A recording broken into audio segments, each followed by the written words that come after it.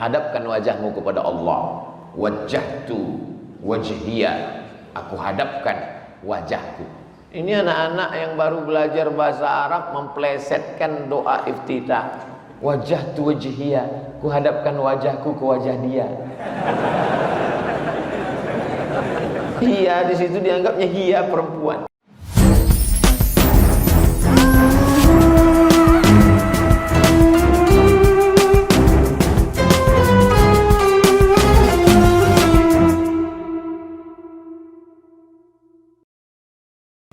Angkat tanganmu, katakan Allah. Innal ladzina qalu rabbuna Allahu akbar.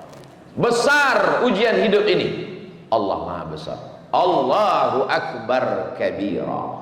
Selama ini kau dipuji orang, sekarang tidak dipuji lagi. Selama ini kau dimuliakan orang, sekarang tidak dimuliakan lagi. Dulu masih ada mobil dinas, sekarang sudah ditarik.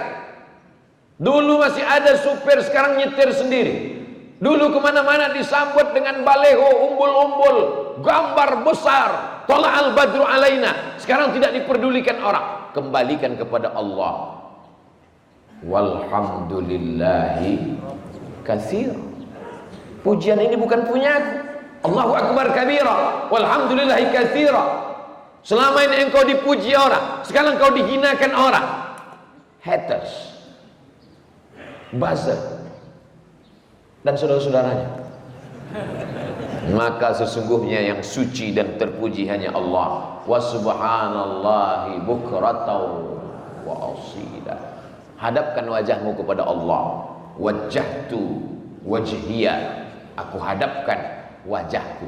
Ini anak-anak yang baru belajar bahasa Arab memplesetkan doa iftitah. Wajjahtu wajhiya, ku hadapkan wajahku ke wajah dia. Hiya di situ dianggapnya hiya perempuan. Wajjahtu wajhiya, aku hadapkan wajahku, bukan ke wajah dia. Wajjahtu, aku hadapkan wajahku. Kenapa wajah? Kenapa tidak dikatakan badan? Karena kalau sudah wajahnya menghadap, maka badan dan hatinya insya Allah ikut menghadap. Ini jamaah, ini kan wajahnya. Ja'a wajhu qaumin, wajah kaum itu sudah datang. Artinya kepala sukunya. Kalau sudah kepala sukunya datang, maka insya Allah rakyatnya ikut semua. Orang kalau pas foto itu yang diambil apanya? Wajahnya. Pernah nggak ngelihat paspor yang diambil dadanya? Mentang-mentang dia ikut bodyguard, bodyguard pula, binaraga. Lalu dia ambil, Pak, kita mau ambil KTP, ambil wajahnya ya. Jangan, saya mau menunjukkan otot saya. Wajah, karena wajah mewakili yang lain. Hadapkan wajahmu kepada Allah, yang lain ikut. Wajjahtu wajhiya, ku hadapkan wajahku bukan kepada orang kaya, ku hadapkan wajahku bukan kepada pejabat, tapi kepada siapa? Lilladzi fataras samawati wal ard. Orang yang tahu ilmu astronomi, maka sadarlah dia bahwa dia tidak ada apa-apanya. Merkurius, Neptunus, Mars, Pluto, bumi, matahari, bintang gemintang, dia hanya butiran debu yang tak ada maknanya di hadapan Allah. Kalau matahari itu sebesar bola basket, ini matahari sebesar bola basket, maka bumi yang kita diami ini sebesar kacang hijau. Kacang hijau, bumi. Basket, matahari. Lalu kau sebesar apa? Sebesar upil, Pak Ustaz. Besar sekali upilnya.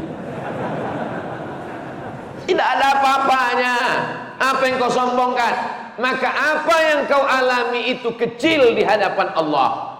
Allah cukup berkata dua huruf paling sedikit. Innama amruhu iza arada syai'an ayyakula lahu kun. Kaf, nun, kun. Dua huruf. Selesai. Siapa nama orang yang cukup dua huruf? Nama saya sependek-pendek manggil saya 3 huruf. Uas. Bagi yang hormat, yang nggak hormat, mat. Mesti 3 huruf juga. Tapi Allah untuk menyelesaikan masalahmu lebih kecil, lebih sedikit daripada huruf namamu. Kun. selesai. Ngomong aja. Kalau memang Allah itu ada, kalau memang dia mudah menghilangkan masalah saya, kenapa sampai sekarang masalah saya tidak selesai? Karena Allah ingin engkau ridha. Untuk apa Allah menciptakan kita di dunia ini? Oh, kita diciptakan Allah supaya bertasbih. Wa nahnu nusabbihu bihamdika wa nuqaddisu lak. Untuk apa kau ciptakan manusia ya Allah? Kami bertasbih memuji dan mengagungkan. Malaikat diciptakan Allah, sejak diciptakan sampai hari ini bersujud bertasbih tidak pernah bangkit. Ada malaikat diciptakan Allah, sejak diciptakan sampai hari ini ruku bertasbih tidak pernah bangkit. Kapan Nabi melihat itu? Dalam peristiwa Isra dan kita cuma dengar. Nabi lihat. Mana yang lebih kuat? Dengar apa lihat? Lihat. Kamu kenal dengan Ustaz Somad? Kenal. Di mana kamu dengar? Saya dengar di radio. Gimana bayangan kamu?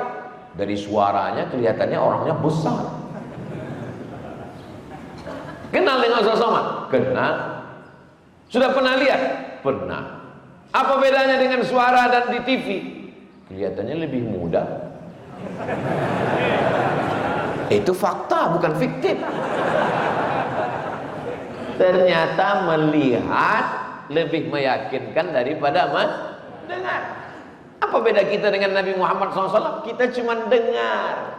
Nabi Muhammad melihat. Subhanalladzi asra bi'abdihi laylan minal masjidil haram ilal masjidil aqsa alladzi barakna haulahu linuriyahu, supaya kami memperlihatkannya.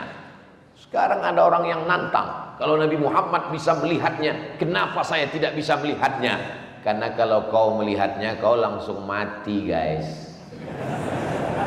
Beda sama Nabi Muhammad SAW. Dia diberikan kekuatan yang tidak diberikan kepada yang lain. Di antara semua manusia ada yang dipilih jadi nabi. Di antara yang nabi ada yang dipilih jadi rasul. Di antara yang rasul ada yang dipilih ulul azmi. Di antara ulul azmi itu dipilih dia, imamnya para nabi, Sayyidina wa Maulana wa Syafi'ina Muhammad sallallahu alaihi wasallam.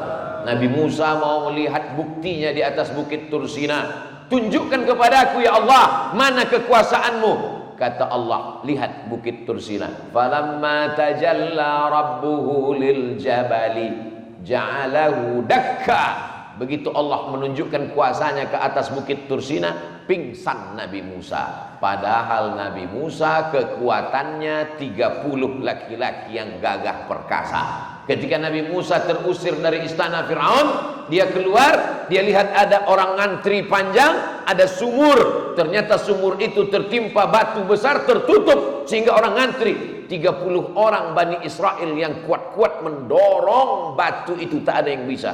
Nabi Musa datang, dia dorong sedikit, terbuka pintu. Dia lihat ada perempuan yang ngantri di ujung, dia panggil, ladies first. Dua perempuan anak Syuaib menunjukkan tenaga Nabi Musa yang kuat. Tapi begitu dia melihat tajalli Allah di atas bukit Tursina, apa yang terjadi? Pingsan Nabi Musa. Setelah dia sadar dari pingsannya, falamma afaqa, ketika dia terbangun dari pingsannya, qala, dia berkata, tubtu, tobat. Aku enggak mau lagi minta ya Allah.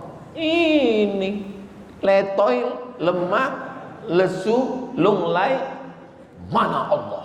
Tunjukkan kuasanya. Begitu selesai ngomong, langsung kepleset masuk parit. Mana Tuhan itu? Begitu selesai, langsung ditangkap polisi. Kesombongan, keangkuhan. Jadi sesungguhnya Allah ciptakan kita ini untuk apa? Supaya kita ridha menerima ketetapan Allah. Itu puncak daripada iman adalah ridha. Orang sekarang menyebutnya ikhlas. Ya udahlah, kita ikhlaskan aja. Bukan ikhlas. Salat karena Allah, ikhlas. Bangun masjid karena Allah, ikhlas. Nolong fakir miskin karena Allah, ikhlas. Tapi berlapang dada menerima ketetapan Allah, namanya ridha. Bapak Ibu, marilah kita ridha menerima takdir Allah. Amin. Ada satu ibu-ibu diam aja. Loh, ibu nggak minta amin. Saya sudah dapat ridho. Siapa? Suami saya namanya Pak Ridho. Makanya subuh kita berkata raditu billahi rabb. Tidak dikatakan raditu billahi ilaha. Aku ridho Allah sebagai sembahanku. Tidak. Raditu billahi rabb. Aku ridho dia yang menciptakan aku. Aku ridho dia yang memberi aku rezeki. Dan aku ridho dia yang mengatur segala kehidupanku. Maka ikutilah aturan Allah. Jangan ikuti aturan yang lain. Kalau Allah katakan ini haram, haram. Kenapa kamu masih lakukan yang haram ini? Ya, masih ada khilafiyah di antara. Ini namanya mazhab ngelesiyah. Puncaknya nanti di atas itu ada lagi namanya mazhab ngawuriyah. Sedangkan kita disuruh ridha menerima ketetapan Allah. Maka yang keluar dari mulut kita adalah innalladzina qalu rabbunallah. Itu pangkal pertama. Awal perjalanan hidup ini mesti diawali dengan rabbunallah.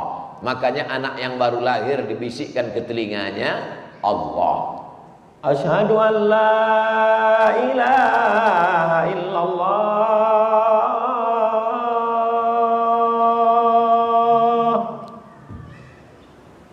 Yang belum menikah latihan azan dari sekarang. Supaya jangan sampai salah. Ini anak lahir jam 5 diazankan azan subuh. Sampai mertuanya heran, loh, ini kok pakai as-salatu khairum minan naum? Subuh lahirnya, Pak. Awal hidupmu Allah, akhir hidupmu pun juga jangan khawatir karena ada orang lain yang membisikkan. Laktinu mautakum, talqinkan orang yang mati sakratul maut ke telinganya sebelah kanan di ruang ICU. La ilaha first start. Awal hidup jangan khawatir, ada orang yang membisikkan. Akhir hidup jangan khawatir, ada yang membisikkan. Yang dicemaskan ini ketika berada di tengah lautan, kakinya tidak menginjak bumi, tangannya tidak berpegang ke langit, terombang-ambing, dipukul ombak, dihempas gelombang, karangnya tajam, anginnya puting beliung. Maka mesti kuat berkata innalladzina qalu rabbunallah. Allah, subhanallah, alhamdulillah, Allahu akbar, la ilaha illallah, Allah, la haula wala quwata illa billah. Itulah makna zikir itu. Bukan ketika senang zikir, ketika kenyang zikir, ketika tenang zikir, ketika error maki-maki. Yang keluar dari mulutnya kebun binatang. Innalladzina qalu rabbunallah. Setelah itu barulah masuk summastaqamu, istiqamah. 119 kali hari Sabtu istiqamah buat pengajian. Luar biasa. Ini pertemuan yang ke-119. Untung 119. Kalau sempat 911 emergensi.